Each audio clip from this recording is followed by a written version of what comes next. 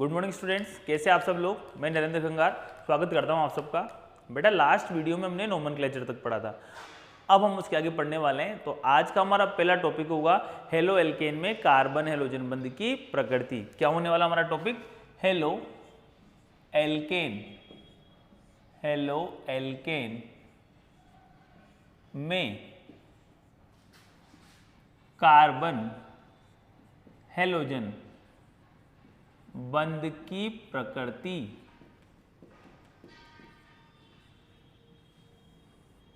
Nature of carbon halogen bond in halo alkane, ये हमारा topic है आज का पहला। ठीक है बेटा, तो देखो इसका सबसे छोटा एग्जांपल अगर हम लें CH3 और ये ले लो X। हेलोजन कोई सा भी हो सकता है, सबसे छोटा ये होगा, कार्बन से जुड़ा होगा। ठीक है, एक कार्बन ले लिया हमने, उससे हमने किसको जोड़ दिया? हेलोजन को जोड़ दिया। आपकी बुक में एग्जाम्पल दे रखा है क्लोरोमेथेन का, आपकी बुक में क्लोरोमेथेन का एग्जाम्पल दे रखा है, आप चाहे तो उसे भी लिख सकते हैं, हमें कोई प्रॉब्लम नहीं। ठीक है, अब देखो हम बंध की प्रकृति निकालते हैं, तो कैसे निकालते हैं? सबसे पहले देखो कि कार्बन है और हेलोजन है, दोनों है। अब दोनों की विद्युत ऋणता में क्या होता है? डिफरेंस होता है। क्या होता है? दोनों की विद्युत ऋणता में डिफरेंस। ठीक है बेटा, तो विद्युत ऋणता में अंतर होने के कारण बंध क्या हो जाएगा? ध्रुवीय हो जाएगा। क्या हो जाएगा? ध्रुवीय। पहली बात तो आयनिक बंध नहीं है, क्या नहीं है? आयनिक बंध नहीं है, क्योंकि आयनिक बंध कब बनता है? धातु और अधातु के मध्य बनता है। ये दोनों क्या है? अधातु हैं। दोनों क्या है? ये अधातु। तो दोनों अधातु हैं, यानी दोनों के पास क्या है? बाह्यतम कोश में इलेक्ट्रॉन्स की कमी है। किसी के पास भी इलेक्ट्रॉन क्या है? 8 से ज्यादा नहीं है बाह्यतम कोश में, इसीलिए वो इलेक्ट्रॉन त्यागेंगे नहीं, क्या करेंगे? ग्रहण करेंगे। अब ग्रहण करेंगे या फिर क्या कर सकते हैं? साझा करेंगे। तो अब ग्रहण तो कैसे करेंगे? दोनों के पास कमी है, तो यहां पर क्या करेंगे? ये इलेक्ट्रॉन्स का साझा करेंगे, और साझा करेंगे तो कौन सा बंध बनेगा? सहसंयोजक बंध बनेगा। क्या बनेगा बेटा? सहसंयोजक बंध। लेकिन यहां पर क्या है कि कार्बन और हेलोजन बंध की विद्युत मतलब जो विद्युत ऋणता होती है कार्बन हेलोजन की, उनमें डिफरेंस होता है। अब डिफरेंस होता है, इस कारण क्या होता है? सहसंयोजक बंध के इलेक्ट्रॉन्स को अधिक विद्युत ऋणी परमाणु यानी हेलोजन क्या करेगा? अपनी ओर आकर्षित करेगा, इसलिए बंध में क्या आ जाएंगे? ध्रुवता के गुण आ जाएंगे। बंध क्या हो जाएगा? ध्रुवीय हो जाएगा। बंध कैसा हो जाएगा? ध्रुवीय सहसंयोजक बंध हो जाएगा। इसमें देखो कार्बन का संकरण कितना है? इसमें 2 या इसमें लो, एक ही बात है। sp3 है, हो गया ना? 3 तो हाइड्रोजन से बॉन्ड बना रखे हैं, किससे बना रखा है? क्लोरीन से बॉन्ड। sp3 संकरण है। तो अब हम इसका जो डायग्राम बनाते हैं वो देखो कैसा बनता है। ये कार्बन है हमारे पास, और ये इसका पहला sp3 संकृत कक्षक है, ये इसका दूसरा sp3 संकृत कक्षक है, ये इसका तीसरा sp3 संकृत कक्षक है, और ये इसका चौथा sp3 संकृत कक्षक है। देखो बेटा sp3 4, sp3 का मतलब क्या हुआ? 4 संकृत कक्षक है। अब देखो 3 क्या जुड़े हुए हैं? हाइड्रोजन जुड़े हुए हैं। तो इस कार्बन का sp3 संकृत कक्षक हाइड्रोजन के 1s के साथ, किसके साथ? हाइड्रोजन के 1s कक्षक के साथ क्या कर लेगा? ओवरलैपिंग कर लेगा, यानी अति व्यापन कर लेगा, और क्या बना देगा? सिग्मा बंध बना लेगा। क्या बना लेगा? सिग्मा बंध। सेम वही इधर भी ऐसा होने वाला है कि हाइड्रोजन के 1s कक्षक से क्या होगा? ओवरलैपिंग यानी अति व्यापन द्वारा क्या बनेगा? Sigma bond. और इधर भी यही होने वाला है। तीनों तरफ क्या हो गया? हाइड्रोजन के साथ क्या बन गया? Sigma bond. 3 हो गए फ्री, यानी अभी तक मैं बताऊं ये बन चुका है हमारा, इसको देखो तो ये बन चुका है हमारा 3। अब ये वाला, ये हाइड्रोजन, हाइड्रोजन और ये हाइड्रोजन। अब हमें हेलोजन वाला बॉन्ड बनाना है। अब देखो यहाँ पर तो हाइड्रोजन था, हाइड्रोजन के पास एक ही कक्षक होता है जिसे हम बोलते हैं 1s, तो उसने उससे अतिव्यापन कर लिया। लेकिन क्लोरीन है या कोई सा भी हेलोजन है, तो कैसे बंध बनाएगा? पी कक्षक से बंध बनाएगा। किससे बंध बनाएगा? पी कक्षक से। बाह्यतम कक्षक होगा ना, उससे क्या करेगा? ये बंध बनाएगा। तो ये मान लो अपन ने क्या ले लिया? हेलोजन ले लिया। क्या ले लिया? हेलोजन। तो ये जो भी हेलोजन होगा उसका जो पी कक्षक होगा उससे क्या बनेगा? बंध बनेगा। और ये इसका हेलोजन का कौन सा कक्षक है? पी। और ये कौन सा कक्षक है? इसका कार्बन का sp3। तो कौन सा बंध है? sp3p अतिव्यापन, और क्या बनेगा? सिग्मा बॉन्ड बनेगा। क्या बनेगा? सिग्मा बॉन्ड बनेगा। ठीक है बेटा, अब देखो आप इसको चाहो तो डायरेक्ट भी बना सकते हो, जरूरी नहीं आप क्रॉस बनाओ, यहाँ पर बिना क्रॉस के भी बना सकते हो आप। यानी पी कक्षक लिखना है आपको, हेलोजन का कौन सा कक्षक है? पी कक्षक है, तो आप लिख सकते हो पी कक्षक क्या है? असंकृत है, तो इसलिए क्या बनाया हमने? डंबल आकार बनाया। ठीक है, तो ये क्या कर लेगा? अतिव्यापन कर लेगा, और क्या बना लेगा? बंध बना लेगा। हो गया बंध, बन गया ना? ये डायग्राम जो है, ये डायग्राम पूछा गया है लास्ट ईयर के एग्जाम में, इसमें नहीं बोल रहा हूँ, 2020 में नहीं, 2019 में ये डायग्राम पूछा गया है क्लोरोमेथेन के लिए। आरबीएससी में बोर्ड एग्जाम में क्वेश्चन पूछा गया है। ठीक है, कि ये डायग्राम बनाओ क्लोरोमेथेन का, कक्ष के चित्र बनाइए। तो ये चित्र होगा जो आपको वहाँ पर बनाना था, ठीक है। और आप लोग अगर आ जाए इन फ्यूचर तो ध्यान रखें कि हमें कौन सा बनाना है, ये वाला डायग्राम बनाना है, ठीक है बेटा। अब बात करते हैं प्रकृति की, वही चल रहा है बात प्रकृति की, ये बंद भी बन गया। अब इसकी विद्युत ऋणता कम और इसकी विद्युत ऋणता ज़्यादा, तो बंद के इलेक्ट्रॉन्स को क्या करेगा, ये अपनी ओर आकर्षित करेगा, इसलिए इस पर क्या आ जाएगा आंशिक ऋणावेश, इस पर क्या आ जाएगा आंशिक धनावेश। तो इस वाले पर आंशिक ऋणावेश, इस वाले पर क्या क्या आंशिक धनावेश, इसलिए बंद की प्रकृति क्या हो जाएगी, ध्रुवीय हो जाएगी। यानी ये बंद सहसंयोजक होते हुए भी कौन सा हो जाएगा, ध्रुवीय सहसंयोजक बंद, ध्रुवीय सहसंयोजक बंद हो जाएगा, ठीक है बेटा। तो ये तो हो गया हमारे कार्बन हैलोजन बंध की प्रकृति। हमारा जो नेक्स्ट टॉपिक होगा वो टॉपिक होने वाला है हमारा जो नेक्स्ट टॉपिक है वो होगा बनाने की विधियां, हेलो एल्केन बनाने की विधियां।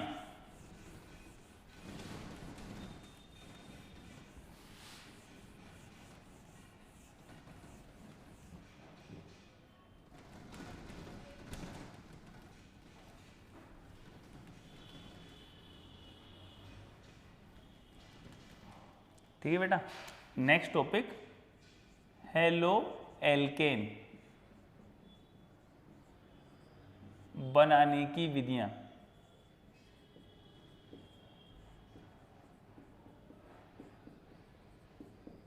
बेटा इसे हम बोल देते हैं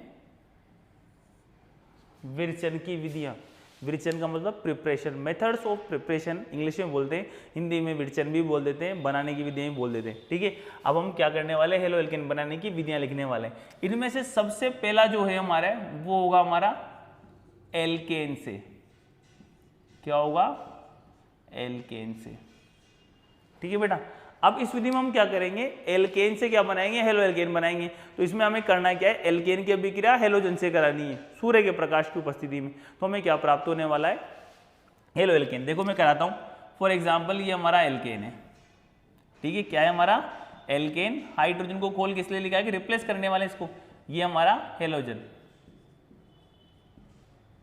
अगर आपको ऐसे प्रॉब्लम है तो आप इसको ऐसे लिख लो, ठीक है बेटा। क्या होगा, किसकी उपस्थिति में, सूर्य के प्रकाश की उपस्थिति में ये HX बार निकल जाएगा माइनस HX, और क्या बन गया ये RX, एल्किल हैलाइड या हेलो एल्केन, जो भी आप इसको लिखो, एल्किल हैलाइड या हेलो एल्केन हो गया, ठीक है बेटा। तो सिंपल सी विधि है, एल्केन लेना है, एल्केन की अभिक्रिया किससे करानी है, हेलोजन से करानी है सूर्य के प्रकाश की उपस्थिति में। तो क्या प्राप्त होगा, एल्किल हैलाइड प्राप्त होगा। परंतु यह विधि शुद्ध एल्किल हैलाइड प्राप्त करने की अच्छी विधि नहीं मानी जाती है, क्योंकि इसमें क्या होता है कि एल्किल हैलाइड का मिश्रण प्राप्त होता है। क्या प्राप्त होता है इनमें, इसमें एल्किल हैलाइड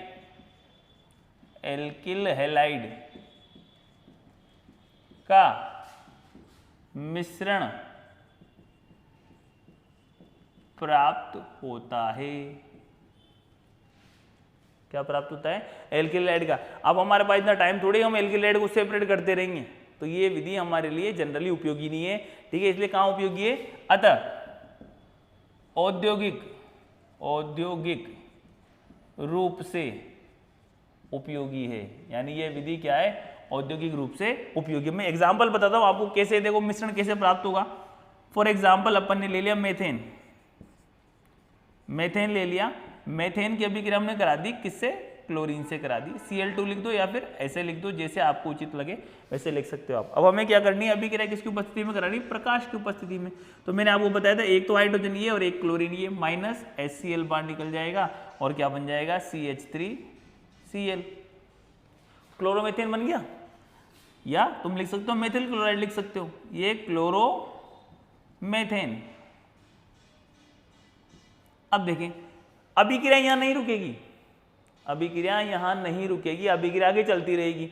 यानी क्या होने वाला है, देखो ये जो है अभिक्रिया वापस, आप चाहो तो एक ही स्टेप में आगे बढ़ा सकते हो, आप चाहो तो आगे सेकंड स्टेप लिख सकते हो। ये CH3Cl बन गया, इसकी अभिक्रिया फिर से क्लोरीन से हो जाएगी, ठीक है बेटा। अब आप कहोगे सर ऐसे कैसे हो जाएगा, बेटा देखो रिएक्शन हमेशा हम मोलों में कराते हैं, ठीक, किसमें कराते हैं, मोलों में, अणुओं में नहीं कराते। तो बहुत सारा होता है, ठीक है। अगर आप एक ही अणु इसका और एक अणु इसका लेते हो जब, तो यहाँ पर रिएक्शन रुकने वाली है, पर एक अणु नहीं लेते हैं, मोलों में लेते हैं, एक्सिस अमाउंट में हम रिएक्शन कराते तो ये क्या होगा, जो बना है वापस से इससे कर लेगा, क्लोरीन से रिएक्शन कर लेगा और वापस से एक हाइड्रोजन और एक क्लोरीन बार माइनस HCl और क्या बन गया CH2Cl2, क्या हो जाएगा डाइक्लोरोमेथेन, डाइक्लोरोमेथेन।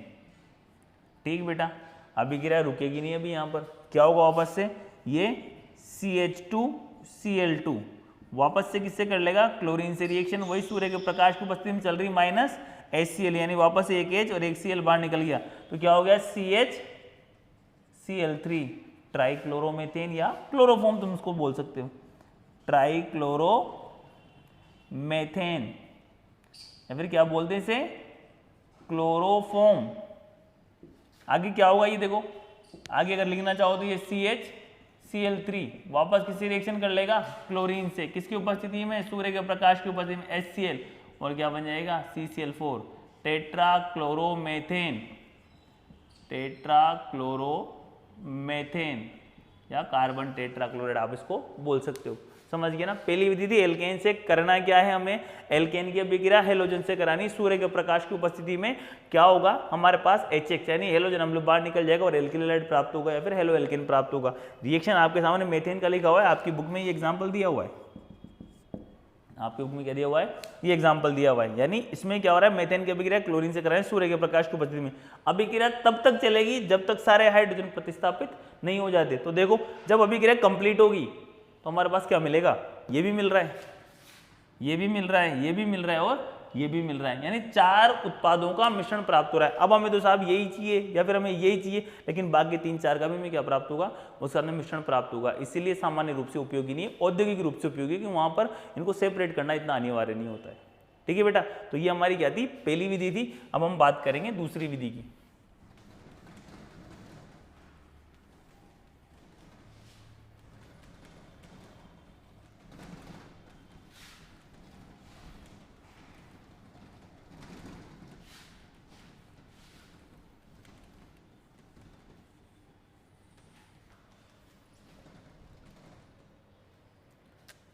नंबर 2 मेथड, देखो पहला तो हमने किससे पढ़ा था, एल्केन से, अब पढ़ेंगे एल्कीन से। किससे, एल्कीन से, या फिर लिख सकते हो एल्कीन वो हेलोजन अम्ल यानी HX की क्रिया से या क्रिया द्वारा।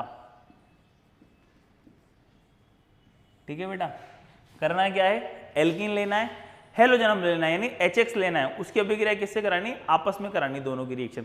दोनों की रिएक्शन जैसे अब आप आपस में कराओगे तो हमारा को क्या प्राप्त होगा, एल्किल हैलाइड। देखें कैसे होगा, सबसे छोटा एग्जांपल एल्कीन का CH2 डबल बॉन्ड CH2 हो गया ना, एथीन है ना ये।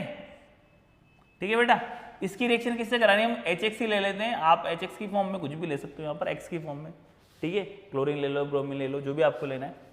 इसकी रिएक्शन होगी, जब रिएक्शन होगी तो आपको पता है इस पर तो क्या है आंशिक ऋणावेश, इस पर क्या है आंशिक धनावेश, एक पर आंशिक ऋणावेश है, एक पर क्या है आंशिक धनावेश है। तो ये बंद भी क्या होगा, इसमें विषमांश विखंडन होगा और जिस पर माइनस आएगा उस पर हाइड्रोजन जुड़ जाएगा और इस पर प्लस आएगा उससे कौन जुड़ जाएगा, हेलोजन। यानी क्या होने वाला है, एक से तो जुड़ गया ये हाइड्रोजन CH3 CH2X हो गया ना, हेलो एथेन, हेलो एथेन,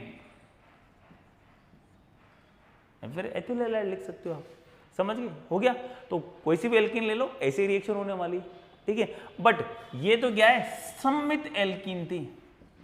क्या थी, सममित एल्कीन। अब देखो सममित और असममित एल्कीन में डिफरेंस क्या होता है, देखना। CH2 डबल बॉन्ड CH2 ये सममित है, क्यों, डबल बॉन्ड के दोनों साइड सेम क्वांटिटी में कार्बन और हाइड्रोजन क्या हुए, जुड़े हुए हैं। अब देखो सममित का एक और एग्जांपल, ये CH3 CH double bond CH और ये CH3, मतलब क्या बोलना चाह रहा हूं, ये कार्बन इधर CH3 हो गया, इधर CH3 हो गया, ये H हो गया और ये H हो गया। तो डबल बॉन्ड के इधर वाले कार्बन से एक CH3 जुड़ा हुआ है, एक हाइड्रोजन जुड़ा हुआ है, इधर एक CH3 जुड़ा हुआ है, एक हाइड्रोजन जुड़ा हुआ है। यानी अगर सेम स्पीशीज जुड़ी हुई है दोनों साइड के डबल बॉन्डेड कार्बन से तो सममित, और अगर नहीं जुड़ी हुई है तो असममित। ये भी किसका एग्जाम्पल है, दोनों सममित के। अब असममित की बात करें तो ये लो CH3 CH double bond CH2, यानी क्या करा है, ये कार्बन है, एक CH3 जोड़ दिया, एक हाइड्रोजन जोड़ दिया, डबल बॉन्ड C, ये हाइड्रोजन और ये हाइड्रोजन जोड़ दिया। देखें अब, एक CH3 एक हाइड्रोजन, इधर दोनों हाइड्रोजन है, यानी ये एल्कीन क्या होगी, असम्मित एल्कीन होगी। ठीक है, तो ये सम्मित एल्कीन के लिए अगर हमारी एल्कीन असम्मित होती है तो फिर हम क्या करते हैं वो मैं आपको बताता हूं। देखो,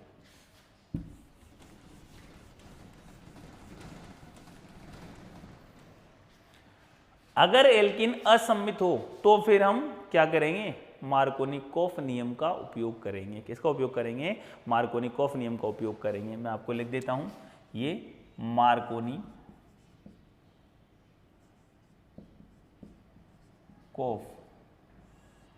नियम, मार्कोनिकॉफ रूल इसे हम बोलते हैं। क्या होता है मार्कोनिकॉफ रूल, डायरेक्ट एग्जांपल से बताता हूं आपको, ठीक है ना। ये देखें, CH3 CH double bond CH2।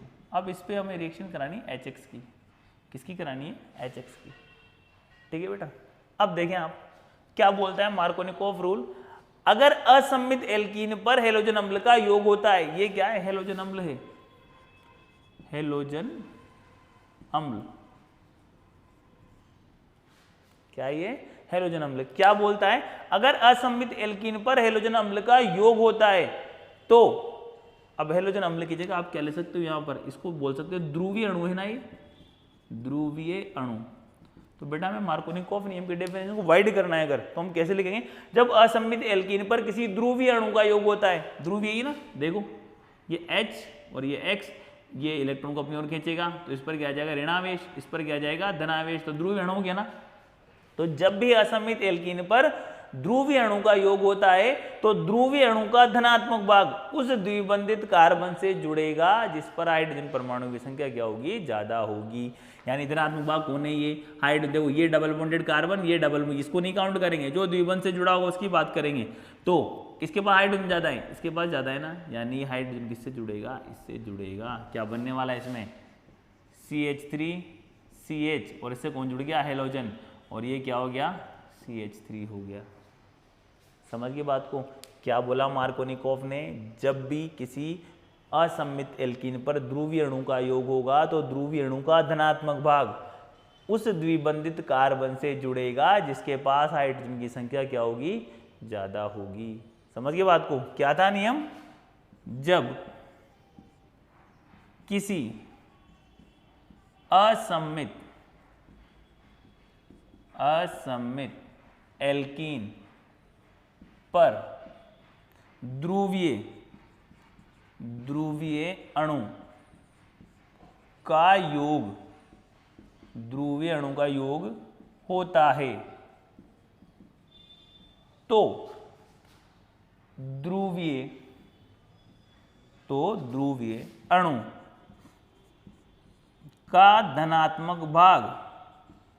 तो ध्रुवीय अणु का धनात्मक भाग उस द्विबंधित कार्बन से जुड़ता है जिस पर हाइड्रोजन परमाणु, या जिससे लिख सकते हो, जिससे हाइड्रोजन परमाणु अधिक संख्या में जुड़े हों। समझ गए बात को, ध्रुवीय अणु का धनात्मक भाग कहां जुड़ेगा, उस द्विबंधित कार्बन से जुड़ेगा जिससे अधिक संख्या में हाइड्रोजन परमाणु जुड़े हों या जिस पर अधिक संख्या में हाइड्रोजन परमाणु उपस्थित हो। ठीक है बेटा, तो ये हमारा मार्कोनिकॉफ रूल, असम्मित में ये हो गया। ठीक है बेटा, आगे चलते हैं, आगे बात करते हैं। देखो एक और नियम है जिसे हम बोलते हैं एंटी मार्कोनिकॉफ नियम, विपरीत मार्कोनिकॉफ नियम या पेरोक्साइड प्रभाव। क्या बोलते हैं, एंटी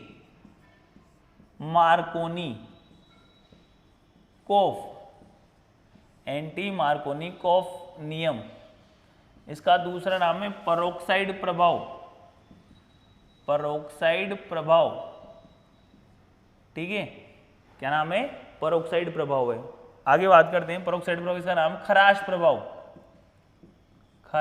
प्रभाव। ठीक है, अब देखो खराश प्रभाव क्यों कहते हैं, मैं आपको बता दूं, बहुत सारे हैं, बहुत कंफ्यूजन है, बहुत सारे पता नहीं इसका क्या ना क्या लॉजिक देते रहते हैं। ये खराश साइंटिस्ट का नाम है। किसका नाम है? साइंटिस्ट, यानी ये वैज्ञानिक है। कौन है ये? वैज्ञानिक। इसीलिए इसको खराश प्रभाव कहते हैं, क्योंकि इसी ने बताया था इसके बारे में। ठीक है, तो खराश वो मत समझना गले में खिचखिच होगी, विक्स लेनी पड़ेगी फिर आपको। ठीक है ना, तो खराश क्या है? वैज्ञानिक का नाम से खराश प्रभाव। परोक्साइड प्रभाव क्यों बोलते हैं? क्योंकि परोक्साइड की प्रेजेंट में होता है। किसकी प्रेजेंस में होता है? परोक्साइड। अब पहले एग्जाम्पल लिखता हूँ, फिर नियम बताऊंगा। देखो वही CH3 CH double bond CH2, ये प्लस HBr, और ये हमारा परोक्साइड ले लो। परोक्साइड कोई सा भी ले सकते हो आप। परोक्साइड, इसमें एक ऑक्सीजन दूसरे ऑक्सीजन के साथ सिंगल बॉन्ड से जुड़ा होता है, डेट इज द परोक्साइड। ठीक है, अब देखो रूल क्या है कि जब भी असमित एल्कीन पर ध्रुवीय अणु का योग होता है, किसकी उपस्थिति में? परोक्साइड की उपस्थिति में, तो ध्रुवीय अणु का धनात्मक भाग हमेशा उस कार्बन से जुड़ेगा जहां पर हाइड्रोजन परमाणु की संख्या क्या होगी? कम होगी। क्या होगी? कम। मार्कोनियम कहां जुड़ रहा था? जहां पर हाइड्रोजन परमाणु संख्या कहती ज्यादा। अब यहां पर HBr ले रहे हैं हम, क्योंकि ये परोक्साइड की उपस्थिति में HBr ही ये क्या करता है? शो करता है हमारे पास परोक्साइड प्रभाव, या फिर एंटी मार्कोनिकोव के, मतलब एंटी मार्कोनिकोव के अकॉर्डिंग योग शो करता है। अब देखो, इस पर ऋणावेश, इस पर धनावेश। धनात्मक भाग कहां जुड़ेगा? जहां पर हाइड्रोजन संख्या कम होगी, यानी यहां पर। और ऋणात्मक कहां जुड़ेगा? हाइड्रोजन संख्या ज्यादा होगी, यानी क्या हो गया? ये CH3 CH2 CH2 और ये Br हो गया, ब्रोमोप्रोपेन हो गया ना। क्या हो गया? ब्रोमोप्रोपेन। ठीक है, जुड़ गया ना। अब देखो क्या रूल था? जब असम्मित एल्कीन पर ध्रुवीय अणु, देखो डेफिनेशन को वाइड बनाना है हमें, इसीलिए हमने यहां पर लिखा है एल्कीन पर ध्रुवीय अणु। आप चाहो तो यहां पर HBr लिख सकते हो, ये लो। जब असमित एल्कीन पर HBr या जस्ट असमित एल्कीन ध्रुवीय अणु का योग होता है, यहां पर केवल HBr लिखना है। लेकिन मैं तुम्हें बताऊं, बहुत सारी जगह काम आएगा जहां पर हम लिखेंगे मार्कोनिकोव नियम के अनुसार, वहां पर लिखेंगे एंटी मार्कोनिकोव नियम के अनुसार, तो वहां पर थोड़ी बताने आएंगे यार ये HBr ही क्या है, ध्रुवीय अणु के लिए काम आएगा। ठीक है, जब असमित एल्कीन पर ध्रुवीय अणु यानी बोले तो HBr का योग परोक्साइड की उपस्थिति में करवाया जाता है। किसकी उपस्थिति में कराया जाता है? परोक्साइड की उपस्थिति में कराया जाता है। तो ध्रुवीय अणु का धनात्मक भाग उस द्विबंधित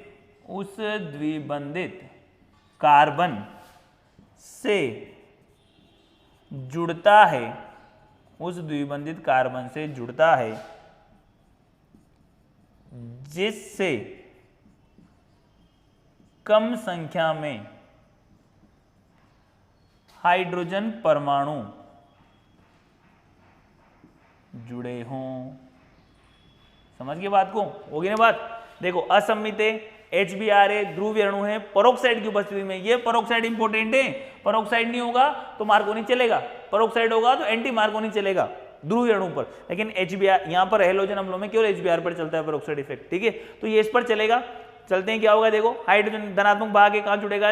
अब दो द्विबंधित कार्बन है, एक तो ये और एक ये, तो धनात्मक भाग मार्कोनी के अकॉर्डिंग तो कहां जुड़ा था? यहाँ पर हाइड्रोजन ज्यादा थे, लेकिन एंटी मार्कोनी के अकॉर्डिंग कहां जुड़ेगा? यहाँ पर हाइड्रोजन कम है, यहाँ जुड़ गया, यानी ऋणात्मक क्या होगा? इससे जुड़ जाएगा। ये क्या था? एंटी मार्कोनिकोव रूल था। ठीक है बेटा, अब हम बात करते हैं, दो मेथड हो गया हमारे पास, एल्केन वाला हो गया, एल्कीन वाला हो गया। अब हम बात करेंगे थर्ड मेथड के बारे में कि हमारा थर्ड मेथड क्या होगा, हम उससे करने वाले हैं।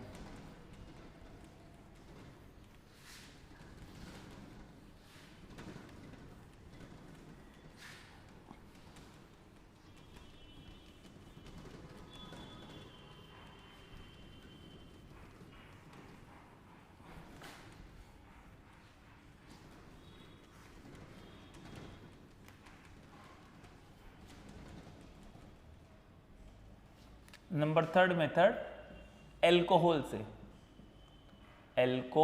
से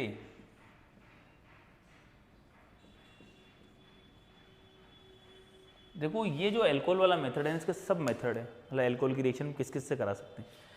अब इसके जो सब मेथड है, इसका ए, जब एल्कोहल की रिएक्शन किससे कराए, HX से। किससे कराएं बेटा, HX से। नंबर 2, जब एल्कोहल की अभिक्रिया किससे कराएं, थायोनिल क्लोराइड से। किससे कराएं, थायोनिल क्लोराइड से। नंबर 3, जब एल्कोहल की अभिक्रिया किससे कराएं, PX3 से। नंबर 4, जब किससे कराएं, PX5 से। ये सभी रिएक्शंस किसकी है, एल्कोहल की क्या है, रिएक्शन है। समझ गए बेटा। चलो पहली वाली ले लेते हैं, ये एल्कोहल व HX की क्रिया द्वारा करना क्या है, कुछ नहीं करना, बहुत सीधा है। ये देखो एल्कोहल ले लिया हमने ROH, क्या ही हमारा एल्कोहल, इसकी रिएक्शन किससे करानी है, HX से करानी है। किससे करानी है, HX से करानी है। अब रिएक्शन किसकी उपस्थिति में कराओगे, ड्राई ZnCl2 ले लो या फिर सांद्र H2SO4 ले लो। क्या ले लो, या तो ड्राई ZnCl2 ले लो या फिर क्या ले लो, सांद्र H2SO4 ले लो। ठीक है, क्या होने वाला है देखो, ये OH और ये H बाहर निकलेगा और क्या बन जाएगा हमारे पास, माइनस H2O बाहर और क्या बन गया, RX एल्किल हैलाइड या हेलो एल्केन। समझ गए ना। अर्थात करना क्या है, हमें एल्कोहल की अभिक्रिया HX के साथ करानी है, किस मतलब हेलोजन अम्ल के साथ करानी है, किसकी उपस्थिति में, ड्राई ZnCl2 या सांद्र H2SO4 की उपस्थिति में क्या प्राप्त हो जाएगा, एल्किल हैलाइड प्राप्त हो जाएगा। स्पेशलिटी देखो, ड्राई ZnCl2 को यूज कब करेंगे, जब हम एल्कोहल की अभिक्रिया किससे करा रहे हो, HCl से करा रहे हो। अगर HX की फॉर्म में आपने HCl लिया है तो ड्राई ZnCl2 लेना है। अगर आपने क्या लिया है, HBr या क्या लिया है, HI, यानी HX की फॉर्म में आपने HBr या HI लिया है तो अभिक्रिया किससे किसकी उपस्थिति में करानी, सांद्र H2SO4 की उपस्थिति में करानी। ठीक है ना बेटा। अब देखो, अगर हेलोजन अम्लों की क्रियाशीलता की बात करें, हेलोजन अम्लों की क्रियाशीलता, हेलोजन अम्लों की क्रियाशीलता का क्रम, यानी इनकी क्रियाशीलता क्रम लिखो तो सबसे ज्यादा क्रियाशील कौन होगा, HI, फिर HBr और लास्ट में क्या होगा, HCl। ठीक है, ऐसा क्यों हुआ, देखो आयोडीन का आकार बड़ा है ना भाई, आयोडीन तो सब में सिमिलर है लेकिन सब में सबसे बड़ा आकार किसका है, आयोडीन का है। तो बंध लंबाई क्या हो जाती है, ज्यादा हो जाती है, बंध लंबाई ज्यादा हो जाती है तो फिर क्या होता है, बंध दुर्बल हो जाता है, यानी आसानी से टूट जाएगा, आसानी से टूट जाएगा तो अभिक्रिया तीव्र देगा। इसके अतिरिक्त फिर देखो आप दूसरा, एल्कोहल की क्रियाशीलता का क्रम, एल्कोहल की क्रियाशीलता का क्रम, 3 डिग्री एल्कोहल सबसे ज्यादा क्रियाशील, फिर 2 डिग्री और फिर कौन सा होगा, 1 डिग्री। यानी इस अभिक्रिया में अगर 3 डिग्री एल्कोहल लिया है तो वो तीव्र वेग से अभिक्रिया देगा, अगर 2 डिग्री लिया है तो 3 डिग्री से कम वेग से देगा, 1 डिग्री लेगा लिया है तो वो सबसे कम वेग से क्या करेगा, अभिक्रिया देगा। ठीक है, यानी 3 डिग्री सबसे ज्यादा अभिक्रिया दे रहा है, इसका मतलब अभिक्रिया किसके द्वारा हो रही है, कार्बन आयन के निर्माण के द्वारा अभिक्रिया हो रही होगी। समझ गए बात को। तो ये होगी एल्कोहल व HX की क्रिया द्वारा वाली। अब हम अगली अभिक्रिया की बात करते हैं जो है हमारी SOCl2 से।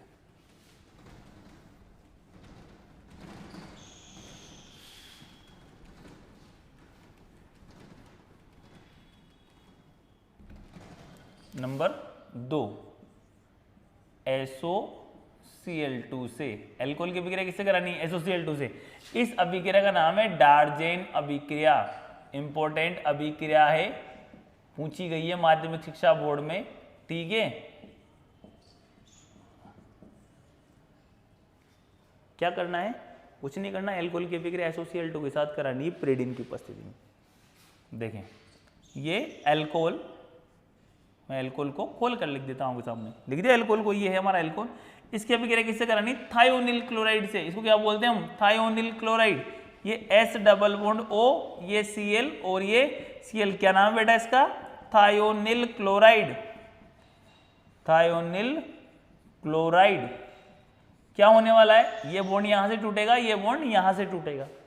अभिक्रिया किसकी उपस्थिति में होगी, पिरिडीन की उपस्थिति में। किसकी उपस्थिति में होगी, पिरिडीन की उपस्थिति में होगी। ठीक है बेटा, देखें क्या होने वाला है, RCl बन गया RCl, एक क्या बन गया HCl और एक क्या बन गया SO2 बन गया ना। अब देखो होगा क्या, SO2 है गैस बाहर निकल जाएगी, HCl को कौन अवशोषित कर लेगा, पिरिडीन। कौन अवशोषित कर लेगा, पिरिडीन। यानी इसमें हमें क्या प्राप्त होने वाला है, शुद्ध एल्किल क्लोराइड प्राप्त होने वाला है। क्या प्राप्त होने वाला है, शुद्ध एल्किल क्लोराइड। यानी क्या है ये, एल्कोहल से शुद्ध एल्किल क्लोराइड प्राप्त करने की सर्वोत्तम विधि है। कौन सी विधि है, सर्वोत्तम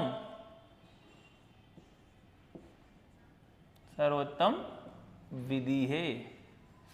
ठीक है ना बेटा, एल्कोहल से शुद्ध एल्किल क्लोराइड प्राप्त करने की सर्वोत्तम विधि है। क्यों है, क्योंकि जो इसमें बाय प्रोडक्ट बन रहा है एक तो HCl और एक SO2। SO2 तो क्या होगा, वाष्प या हवा है, यानी गैस है जो क्या होगी बाहर निकल जाएगी, और HCl को कौन अवशोषित कर लेगा, पिरिडीन अवशोषित कर लेगा।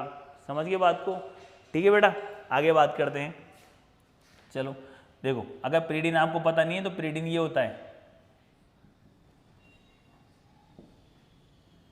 ये होता है पिरिडीन।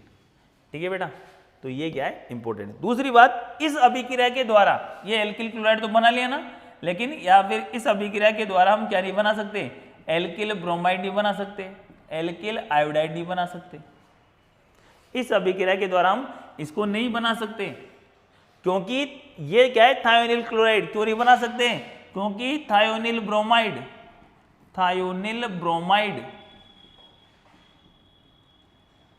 अस्थायी होता है।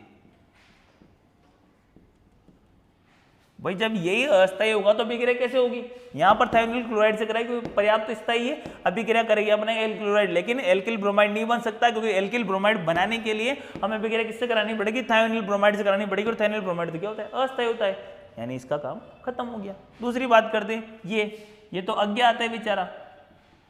अब अज्ञात है तो रिएक्शन कैसे कराए, नहीं करा सकते ना, तो ये होगा इंपॉर्टेंट अभिक्रिया है, कुछ नहीं करना। अल्कोहल की अभिक्रिया थायोनिल क्लोराइड के साथ पिरिडीन की उपस्थिति में करानी, हमें एल्किल क्लोराइड प्राप्त होगा। याद रखना, इंपॉर्टेंट रिएक्शन है, पिरिडीन की उपस्थिति में कराना अनिवार्य है, क्योंकि ये पिरिडीन ही इस HCl को अवशोषित करेगा और SO2 क्या हो जाएगी, बाहर निकल जाएगी और एल्किल क्लोराइड में प्राप्त हो जाएगा। समझ गए बात को, ये लाइन याद रखना, सर्वोत्तम विधि है एल्कोहल से बनाने की। ठीक है, बात करते हैं थर्ड वाली की।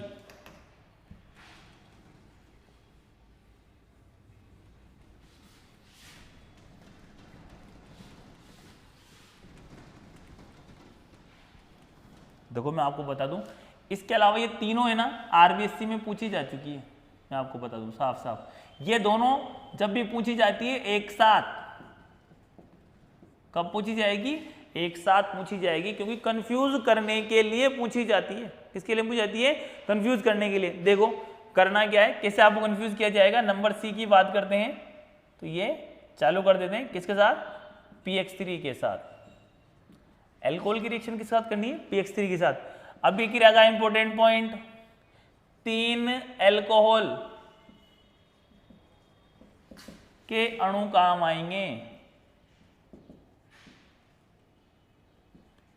3 अणु ले लो, मोल ले लो, यानी 3:1 में अभिक्रिया होगी। किसमें अभिक्रिया होगी, 3:1 में अभिक्रिया होगी। अब 3:1 में अभिक्रिया कराओ चलो। ठीक है, देखो कैसे होगी, देखो ये ROH, 3 अणु लेने हैं एल्कोहल के, ROH और ये ROH। ठीक है, अब देखो रिएक्शन किसके साथ करानी है, PX3 के साथ करानी है। किसके साथ करानी है, PX3 से। तो हमें क्या है, ये P ले लिया, ये X और ये X, क्या बाहर निकलने वाला है, देखो ये हमारा क्या हो जाएगा, बाहर निकल जाएगा, यानी H3PO3 क्या बन गया, H3PO3, और क्या बन गया, एल्किलाइड के 3 अणु प्राप्त हो गए, यानी 3RX। 1 2 3, ये हेलोजन इससे जुड़ जाएगा, ये हेलोजन इससे, ये हेलोजन इससे, ये हेलोजन इससे, 3RX बन गया ना, और क्या बन गया एक हमारे पास H3PO3, फॉस्फोरस अम्ल, क्या बन गया, फॉस्फोरस अम्ल। ठीक है बेटा, ध्यान रखना, पहले बता रहा हूं मैं, इसमें 3 अणु काम आएंगे एल्कोहल के, यानी 3 अनुपात 1 में, यानी इसका 3 मोल लिए हैं तो इसका 1 मोल, इसका 1 लिया तो उसके 3 मोल। ठीक है, अभिक्रिया होगी। अब देखो, जब आपको रिएक्शन करानी हो तो आपको अभिक्रिया में बनाना है। फॉर एग्जाम्पल आपको रिएक्शन में बनाना है, क्या बनाना है? Alkyl chloride. क्या बनाना है? Alkyl chloride. तो डायरेक्ट रिएक्शन करा देते हैं। ये डायरेक्ट रिएक्शन किससे साथ कराएंगे? ये देखो PCl3 से। जब हमें क्या बनाना हो? एल्किल क्लोराइड बनाना हो तो डायरेक्ट रिएक्शन किसकी कराएंगे? एल्कोहल से PCl3 के साथ। लेकिन अगर हमें क्या बनाना है? एल्किल ब्रोमाइड या एल्किल आयोडाइड, एल्किल ब्रोमाइड या एल्किल आयोडाइड बनाना है तो हमें रिएक्शन करानी है किसके साथ? PbR3 के साथ, इधर Pi3 के साथ। लेकिन इन दोनों को कहां बनाते हैं? अभिक्रिया के दौरान, अभिक्रिया के दौरान ही बनाते हैं। समझ गए बात को? यानी इसका जब निर्माण करना है तो PCl3 की डायरेक्ट रिएक्शन करा दो, लेकिन जब आपको क्या बनाना है? एल्किल ब्रोमाइड या एल्किल आयोडाइड, तो रिएक्शन तो इनसे करानी है, लेकिन ये दोनों बनेंगे कहां? अभिक्रिया के दौरान बनेंगे। अभिक्रिया के दौरान बनाते हैं तो देखो, अभिक्रिया के दौरान बनाते हैं किस किस के द्वारा? लाल फास्फोरस व ब्रोमीन व आयोडीन की क्रिया द्वारा। समझ गए बात को? ऐसे बनाएंगे इसको। अब देखो कैसे बनाते हैं, मैं इसकी रिएक्शन लिख के बताता हूं आपको कि भाई कैसे बनेगा।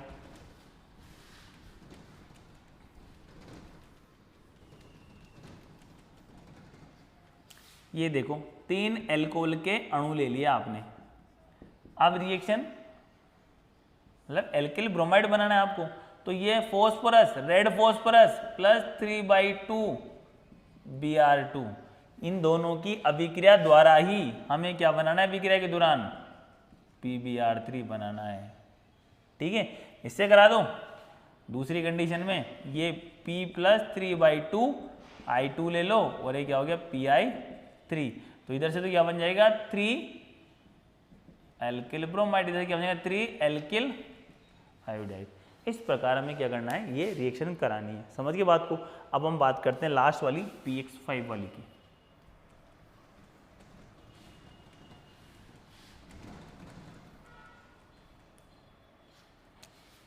ये DPX5। पहली बात तो 1:1 में अभिक्रिया होगी, इसमें अभिक्रिया होगी 1:1 में, एल्कोहल का 1 अणु होगा तो PX5 का भी कितना होगा? 1 अणु होगा। देखें सिंपल रिएक्शन है, लेकिन PX3 और PX5 दोनों को एक साथ इसलिए दिया जाता है, कंफ्यूज हो जाओ। ठीक है, PX3 क्या होता है? Phosphorus trichloride. PX5 क्या होता है? Phosphorus pentahalide. सॉरी, PX3 होगा फॉस्फोरस ट्राइहेलाइड, ये फॉस्फोरस ट्राइहेलाइड, ये फॉस्फोरस पेंटाहेलाइड। अगर PCl3 है फॉस्फोरस ट्राइक्लोराइड, PCl5 है फॉस्फोरस पेंटाक्लोराइड। ठीक है बेटा, देखिए एल्कोहल की रिएक्शन किससे करानी? PX5 के साथ। तो ये PX3, ये X और ये X हो गए 5। ये यहाँ से टूट जाएगा, ये यहाँ से टूट जाएगा। बिल्कुल सिंपल रिएक्शन है। एल्किल हैलाइड बन गया प्लस HX बन गया प्लस POX3 बन गया। POX3 इसका नाम है फॉस्फोरस ऑक्सीहेलाइड, फॉस्फोरस ऑक्सीहेलाइड। समझ गए बात को बेटा? समझ गए ना? ठीक है, ये हमारा क्या होगा? काम हो गया। ये चारों रिएक्शन हमारी खत्म हो चुकी है। अब हम बात करेंगे अगली अभिक्रिया की। इसकी बात करेंगे हम अगली अभिक्रिया की।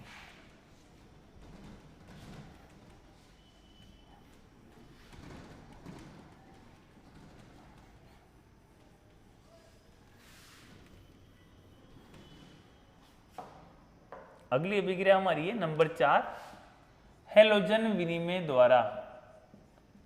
हैलोजन विनिमय द्वारा। देखो हैलोजन विनिमय का मतलब क्या होता है? एक्सचेंज। हैलोजन एक्सचेंज करना है, यानी हमें यहां पर क्या करना है? एक एल्किल हैलाइड से दूसरा एल्किल हैलाइड प्राप्त करना है। क्या होगा इसमें? एक एल्किल हैलाइड से दूसरा एल्किल हैलाइड एल्किल हैलाइड बनता है। क्या होगा भाई, एक एल्किल हैलाइड से दूसरा एल्किल हैलाइड बनेगा। अब इसकी दो विधियां हैं। विधि नंबर 1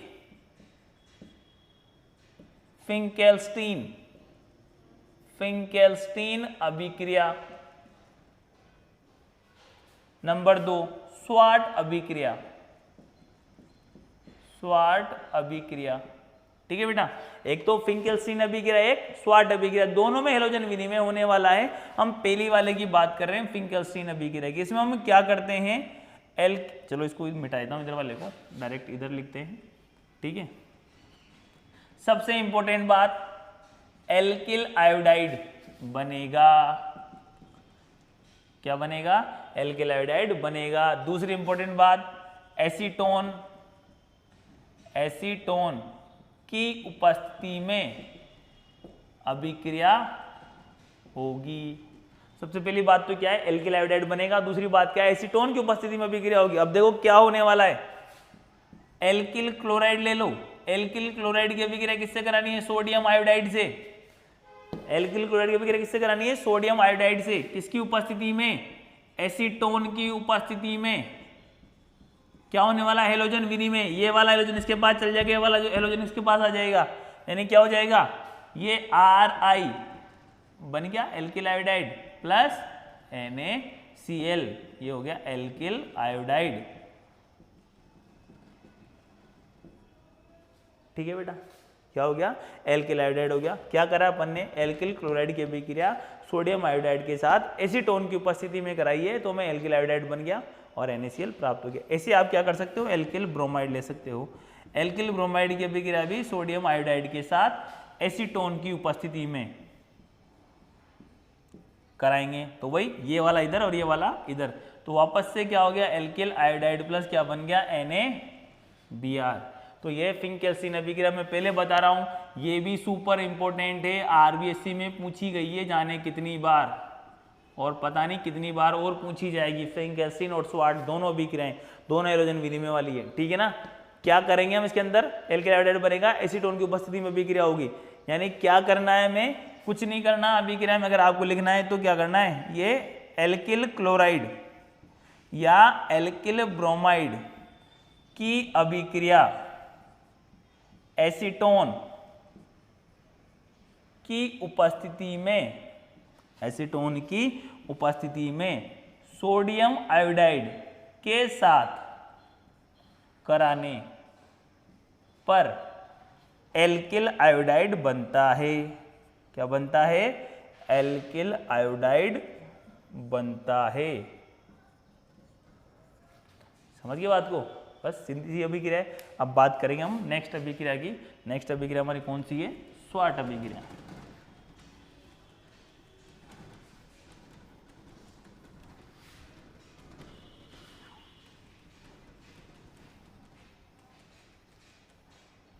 कौन सी अभिक्रिया है, नंबर बी, स्वार्ट अभिक्रिया। हेलोजन विधि में की दूसरी स्वार्ट अभिक्रिया। पहली बात इंपॉर्टेंट, एल्किल फ्लोराइड बनेगा। क्या बनेगा, एल्किल फ्लोराइड बनेगा। क्या होने वाला, देखो सिंपल सी अभिक्रिया है, एल्किल आयोडाइड की अभिक्रिया सिल्वर फ्लोराइड से करानी है। एल्किल आयोडाइड की अभिक्रिया किससे करानी है, सिल्वर फ्लोराइड से करानी है।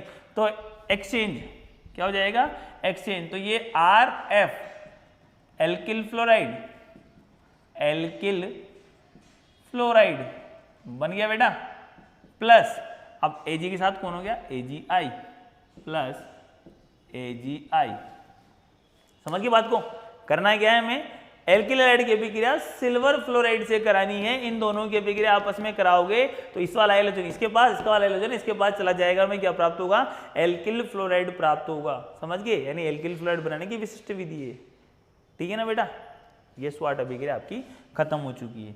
अब हम बात करेंगे अगली अभिक्रिया की, जो हमारी होगी नंबर 5। उसका नाम है हुन्स-डीकर अभिक्रिया। रिएक्शन नंबर 5,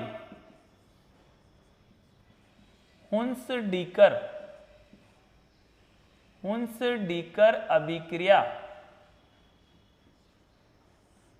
करना क्या है, देखो सीधी सी रिएक्शन है। पहले लेंगे सिल्वर एल्केनोइड यानी कार्बोक्सिलिक अम्ल का सिल्वर लवण लेंगे। क्या लेंगे? कार्बोक्सिलिक अम्ल का सिल्वर लवण। इसकी अभिक्रिया करानी है ब्रोमीन के साथ, वो भी किसकी उपस्थिति में? कार्बन टेट्राक्लोराइड की उपस्थिति में। देखो क्या होने वाला है, इसकी उपस्थिति में कराओगे तो विकार्बोक्सिलीकृत ब्रोमीनीकरण होगा। विकार्बोक्सिलीकरण का मतलब CO2 बाहर निकलना, ब्रोमीनीकरण का मतलब ब्रोमीन का जुड़ना। अब विकार्बोक्सिलीकृत तो ये CO2 क्या हो जाएगी?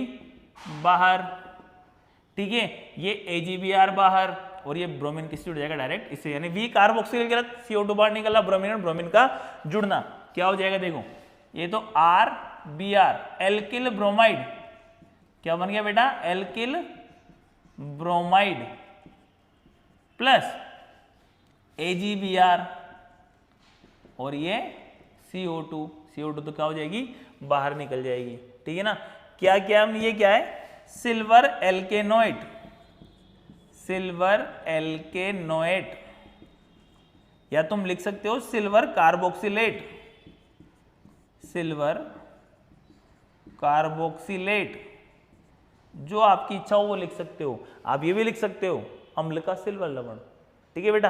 क्या किया हमने? सिल्वर एल्केनोइड या सिल्वर कार्बोक्सिलेट की अभिक्रिया ब्रोमीन के साथ कार्बन टेट्राक्लोराइड की उपस्थिति में कराई है, तो क्या हुआ है? विकार्बोक्सिलीकृत ब्रोमीनीकरण के द्वारा क्या बना है? एल्किल ब्रोमाइड बना है। क्या होगा बेटा? ये इसमें अम्ल के सिल्वर लवण की अभिक्रिया, अम्ल के सिल्वर लवण की अभिक्रिया ब्रोमीन के साथ कार्बन टेट्राक्लोराइड की उपस्थिति में करवाई जाती है, करवाई जाती है, जिससे विकार्बोक्सिलीकृत, विकार्बोक्सिलीकृत ब्रोमीनीकरण, ब्रोमीनीकरण के फलस्वरूप एल्किल ब्रोमाइड बनता है। समझ गए बात को? विकार्बोक्सिलीकृत ब्रोमीनीकरण का मतलब क्या होगा? CO2 बार, ब्रोमीन जुड़ेगा, ठीक है। क्या होगा? CO2 तो बाहर निकलेगा और ब्रोमीन क्या होगा? जुड़ेगा, ठीक है बात को। तो ये हमारी उनसठीकर अभिक्रिया हो चुकी है। अब हम बात करते हैं आखिरी अभिक्रिया जो बनाने की हमारे दी हुई है, इट इज रिएक्शन नंबर 6, वो है प्राथमिक एमीन से। किससे बेटा? प्राथमिक एमीन से। अभिक्रिया नंबर 6 1 डिग्री एमीन से, प्राथमिक एमीन से। ये देखो R N, ये H, ये H, ये है हमारा 1 डिग्री एमीन। क्या ये हमारा प्राथमिक एमीन? इसकी अभिक्रिया हम कराते हैं नाइट्रोसिल क्लोराइड से। क्या है बेटा? ये नाइट्रोसिल क्लोराइड, इसका दूसरा नाम है टिल्डेन अभिकर्मक, टिल्डेन अभिकर्मक। इंपॉर्टेंट है, अभिकर्मक का नाम भी पूछा जा सकता है केवल। क्या है? टिल्डेन अभिकर्मक। क्या होगा? ये यहां से, ये यहां से टूटेगा, यानी क्या बन गया? Alkyl chloride plus H2O plus N2 बन गया ना, RCl H2O और N2। प्राथमिक एमीन क्या करते हैं इसके अंदर? इसमें प्राथमिक एमीन की अभिक्रिया, इसमें प्राथमिक एमीन की अभिक्रिया नाइट्रोसिल क्लोराइड, नाइट्रोसिल क्लोराइड से कराते हैं, जिससे हमें क्या मिलता है? एल्किल क्लोराइड, एल्किल क्लोराइड मिलता है या बनता है। समझ गए बात को? हो गया ना? प्राइमरी एमएन के बगैर नाइट्रोसिल क्लोराइड से कराओगे तो एल्किल क्लोराइड बनेगा। ठीक है बेटा, देखो सारी विधियां खत्म हो चुकी है हमारी एल्किल हैलाइड या हेलो एल्केन बनाने की विधियां सब खत्म। अब हम नेक्स्ट वीडियो में पढ़ेंगे इनकी केमिकल प्रॉपर्टीज के बारे में। ठीक है बेटा, अगर वीडियो पसंद आया आपको तो वीडियो को लाइक करें, शेयर करें, और अभी तक चैनल को सब्सक्राइब नहीं किया है तो प्लीज़ चैनल को सब्सक्राइब करें और बेल आइकन को दबा दें और ऑल पर क्लिक कर दें, ताकि मेरा कोई भी वीडियो आता है तो आपको तुरंत पता चल जाए कि भाई सर का वीडियो आ गया और आप उसे तुरंत पढ़ सकें। मिलते हैं नेक्स्ट वीडियो में, तब तक के लिए धन्यवाद। जय हिंद।